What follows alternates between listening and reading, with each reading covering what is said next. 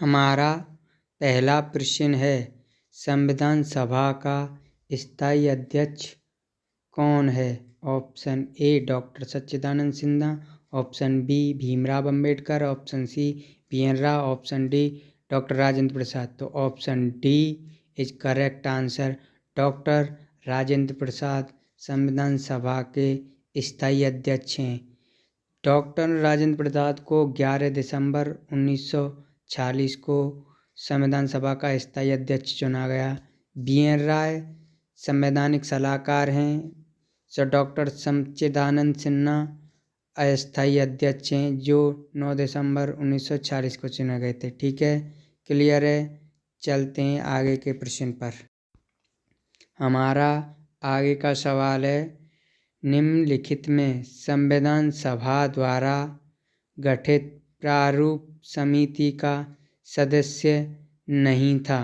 तो जो प्रारूप समिति का सदस्य नहीं था वह कौन है? Krishna Swami Iyer, option B Sardar Patel, option C DP Khetan, option D KM Munshi. तो option B is correct answer होगा इसका। सरदार पटेल को संविधान सभा द्वारा गठित समिति का सदस्य नहीं थे। कृष्ण स्वामी अय्यर, DP खेतान, KM मुंशी ये तीनों थे, सरदार पटेल नहीं थे। क्लियर है। चलते हैं आगे के प्रश्न पर। हमारा आगे का प्रश्न है, रेगुलेटिंग एक्ट की स्थापना कब हुई थी? जो रेगुलेटिंग एक्ट था उसकी स्थापना कब हुई थी भारत में? सन 1565 में, ऑप्शन बी 1880 में, ऑप्शन सी 1773 में, ऑप्शन डी 1775 में। तो option C is correct answer होगा। 1773 में रेगुलेटिंग एक्ट की स्थापना की गई। ये वही रेगुलेटिंग एक्ट है जिससे संविधान सभा के जो विकास का पहला चरण था वो 1773 रेगुलेटिंग एक्ट के तहत हुआ था।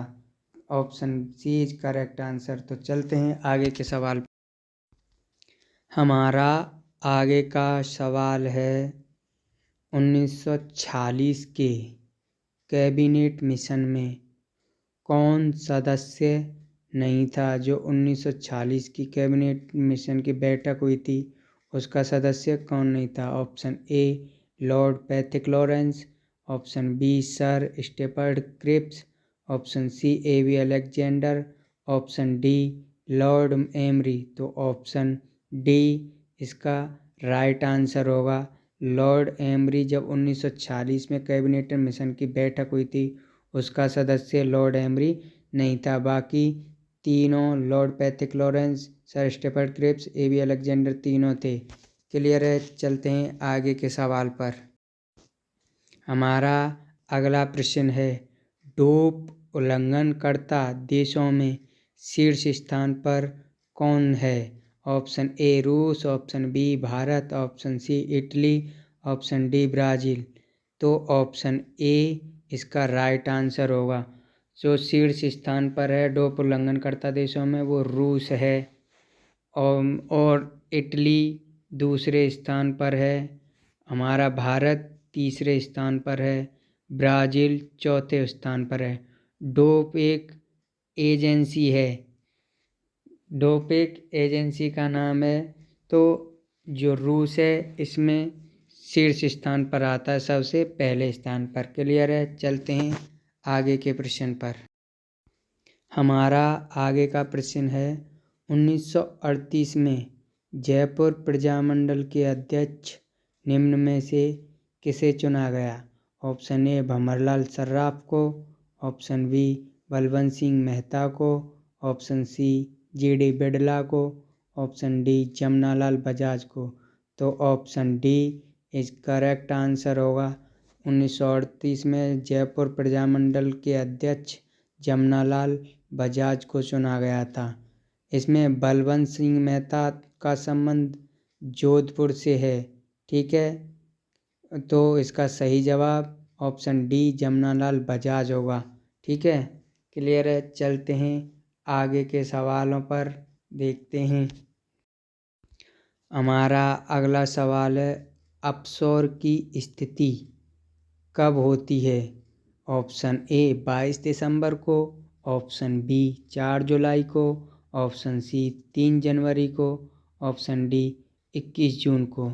तो option B is correct answer. 4 जुलाई को अपसौर की स्थिति होती है। ठीक है, 3 जनवरी को उपसौर की स्थिति होती है। 22 दिसंबर को दक्षिणायन होता है और 21 जून को उत्तरायण होता है। तो सही जवाब इसका ऑप्शन बी होगा। 4 जुलाई को अपसौर की स्थिति होती है। चलते हैं आगे के प्रश्न पर। हमारा अगला प्रश्न है, निम्नलिखित में से कौन सा जागृत ज्वालामुखी भूमध्य सागर का प्रकाश स्तंभ कहा जाता है?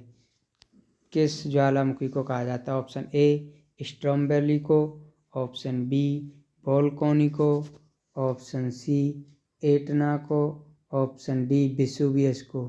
तो option A is correct answer. Stromboli को जो ज्वालामुखी का स्तंभ कहा जाता है भूमध्य सागर का। तो option A is right answer होगा इसका।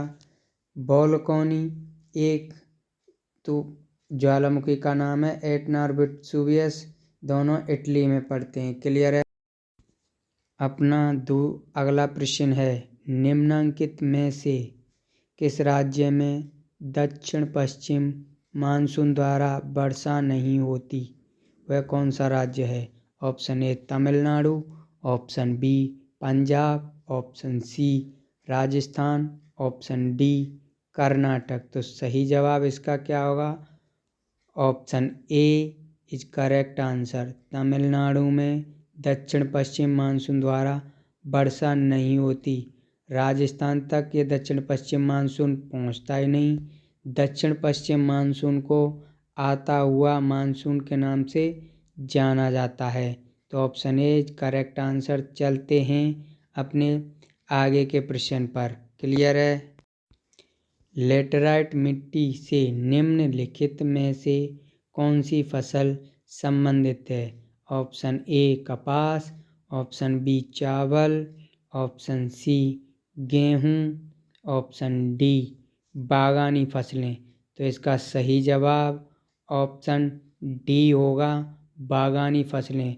लेटराइट मिट्टी में बागानी फसलें लगाई जाती हैं और इसमें मसाले का भी उत्पादन किया जाता है। कपास के लिए काली मिट्टी की आवश्यकता होती है और चावल और गेहूं के लिए जलोढ़ मृदा की आवश्यकता होती है। क्लियर है? चलते हैं अपने आगे के प्रश्नों पर। हमारा अगला प्रश्न है, सोमाली जलधारा किस महाद्वीप में चलती है? सोमाली जलधारा किस महाद्वीप में चलती है? अटलांटिक महासागर में, प्रशांत महासागर में, हिंद महासागर में, या इनमें से कोई नहीं? तो option C is correct answer होगा। हिंद महासागर में ये सोमाली जलधारा चलती है। तो एशिया अफ्रीका महाद्वीप और एशिया महाद्वीप दोनों आमने सामने हैं। उसके नीचे ये हिंद महासागर है। इसमें ये सोमाली जलधारा चलती है। क्लियर है? सूर्य ग्रहण कब होता है? ऑप्शन ए सूर्य जब चंद्रमा और पृथ्वी के बीच हो, ऑप्शन बी पृथ्वी जब सूर्य व चंद्रमा के बीच हो, ऑप्शन सी चंद्रमा जब सूर्य व पृथ्वी के बीच हो, ऑप्शन डी इनमें से कोई नहीं। तो ऑप्शन ए सूर्य चंद्रमा और पृथ्वी के बीच तो कभी आ ही नहीं सकता है। तो ऑप्शन सी इसका करेक्ट आंसर होगा। सूर्य ग्रहण जब होगा, चंद्रमा जब सूर्य व पृथ्वी के बीच आएगा तो सूर्य ग्रहण होगा। पृथ्वी जब सूर्य व चंद्रमा के बीच आएगी तो चंद्र ग्रहण होगा। तो option C is correct answer. चलते हैं आगे के सवाल पर। राजस्थान स्थापना दिवस कब मनाया जाता है? ऑप्शन ए 30 मार्च को, ऑप्शन बी 1 नवंबर को, ऑप्शन सी 25 मार्च को, ऑप्शन डी 9 सितंबर को। तो option B is correct answer. 1 नवंबर को राजस्थान स्थापना दिवस मनाया जाता है। तो इस 1 नवंबर 1956 को राजस्थान का पूर्ण एकीकरण का स्वरूप सामने आया था। तो इस दिन 1 नवंबर से राजस्थान स्थापना दिवस मनाया जाता है। 30 मार्च को राजस्थान दिवस मनाया जाता है। इसका आंसर 30 मार्च नहीं 1 नवंबर होगा। क्लियर है? चलते हैं अपने आगे के प्रश्न पर। हमारा अगला प्रश्न है, राजस्थान का वह जिला जिसकी सीमा मध्य प्रदेश तथा गुजरात से लगती है। Option A Banswara, option B Udaipur, option C Pratapgarh, option D Dungarpur. तो option A is right answer. Banswara जिला वह जिला है जिसकी सीमा 2 राज्यों से लगती है। राजस्थान का जिला बांसवाड़ा है जिसकी सीमा मध्य प्रदेश तथा गुजरात से लगती है। क्लियर है? ऑप्शन ए इसका सही जवाब होगा, बांसवाड़ा। चलते हैं आगे के प्रश्न पर। क्लियर है? हमारा अगला प्रश्न है, कितने राज्यों की सीमाएं राजस्थान से लगती हैं? ऑप्शन ए 6 राज्यों की, ऑप्शन बी 5 राज्यों की, ऑप्शन सी 4 राज्यों की, ऑप्शन डी 8 राज्यों की। तो इसका सही जवाब ऑप्शन बी होगा। 5 राज्यों की सीमाएं राजस्थान राज्य से लगती हैं। इसकी पूर्व में पंजाब से लगती हैं, उत्तर पूर्व में पंजाब से लगती हैं और पूर्व में उत्तर प्रदेश से लगती हैं। दक्षिण पश्चिम हरियाणा में, मध्य प्रदेश और गुजरात, ये 5 राज्यों की सीमा राजस्थान से लगती हैं। क्लियर है? चल भारत में सबसे बड़ा दिन व सबसे छोटी रात कब होती है? ऑप्शन ए 21 जून को, ऑप्शन बी 30 मार्च को, ऑप्शन सी 9 सितंबर को, ऑप्शन डी 22 दिसंबर को। तो इसका सही जवाब क्या होगा? सही जवाब ऑप्शन ए 21 जून को भारत में सबसे बड़ा दिन व सबसे छोटी रात 21 जून को होती है।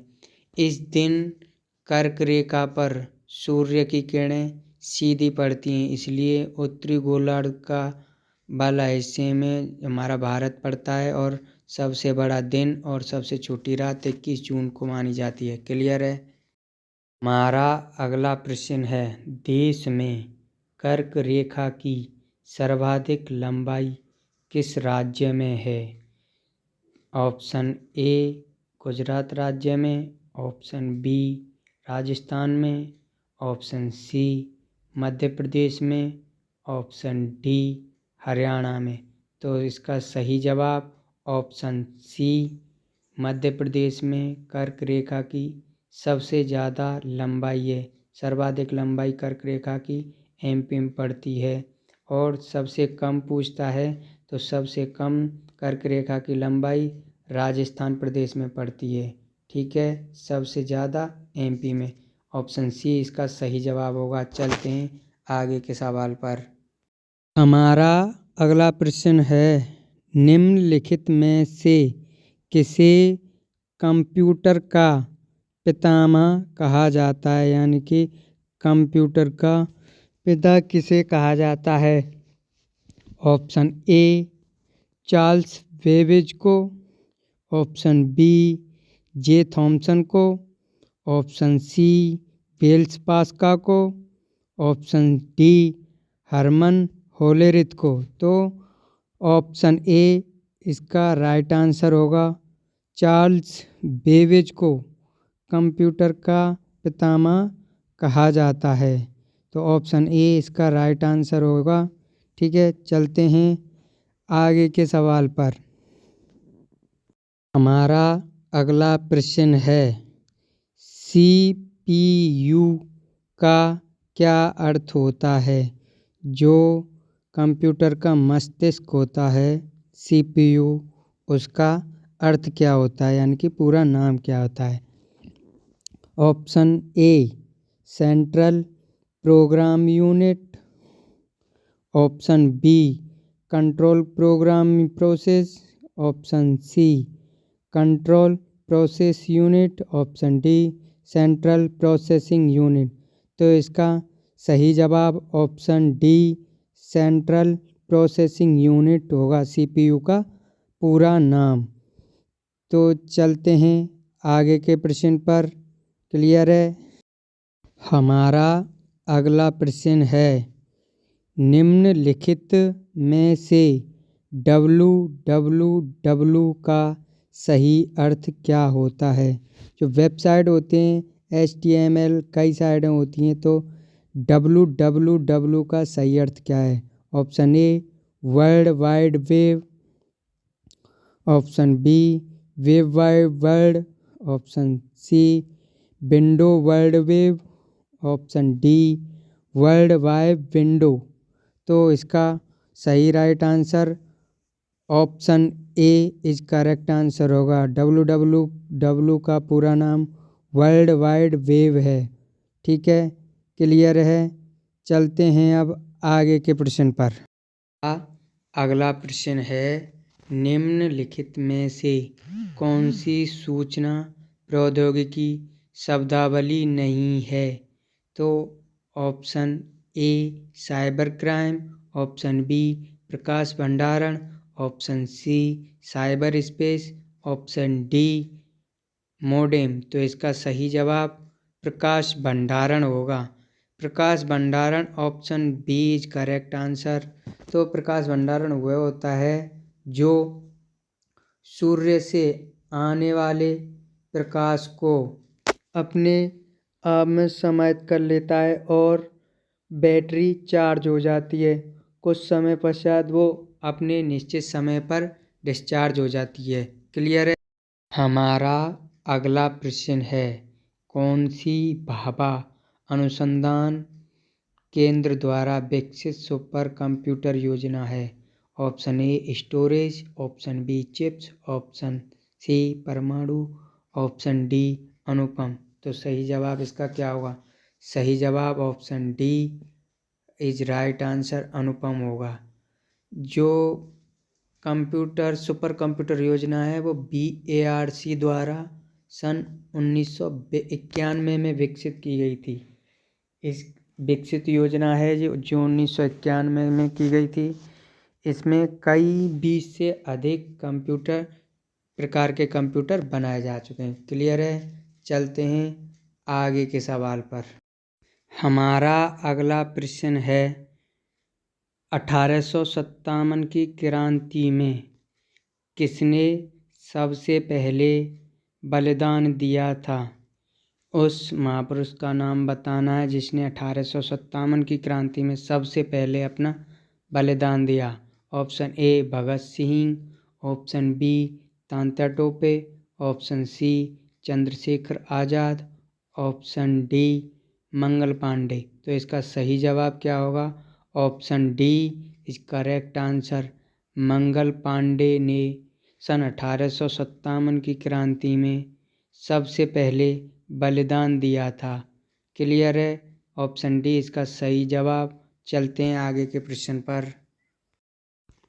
हमारा अगला प्रश्न है नर्मदा नदी का उद्गम स्थल किस राज्य में है। जो जहाँ से नर्मदा निकलती है वह कौन सा राज्य है। ऑप्शन आपके सामने हैं, बताइए। तो ऑप्शन ए महाराष्ट्र में से, option B Gujarat, option C Madhya Pradesh, option D Uttar Pradesh. तो option C is correct answer. Madhya Pradesh में से नर्मदा नदी निकलती है। मध्य प्रदेश में नर्मदा नदी का उद्गम स्थल है। क्लियर है। चलते हैं आगे के प्रश्न पर। हमारा अगला प्रश्न है, सबसे ज़्यादा नेशनल पार्क किस राज्य में स्थित हैं? यानी कि नेशनल जो पार्क हैं, राष्ट्रीय पार्क, सबसे ज़्यादा किस राज्य में हैं? ऑप्शन ए गुजरात में, ऑप्शन बी महाराष्ट्र में, ऑप्शन सी पंजाब में, ऑप्शन डी मध्य प्रदेश में। तो ऑप्शन डी इसका राइट आंसर होगा। पंजाब में नहीं, एमपी यानी कि मध्य प्रदेश में सबसे ज़्यादा राष्ट्रीय पार्क स्थित हैं। मध्य प्रदेश में सबसे ज़्यादा 11 राष्ट्रीय पार्क स्थित हैं। क्लियर है। चलते हैं अपने आगे के प्रश्न पर। हमारा अगला प्रश्न है, पहली भारतीय फिल्म राजा हरिश्चंद्र के निर्माता कौन थे?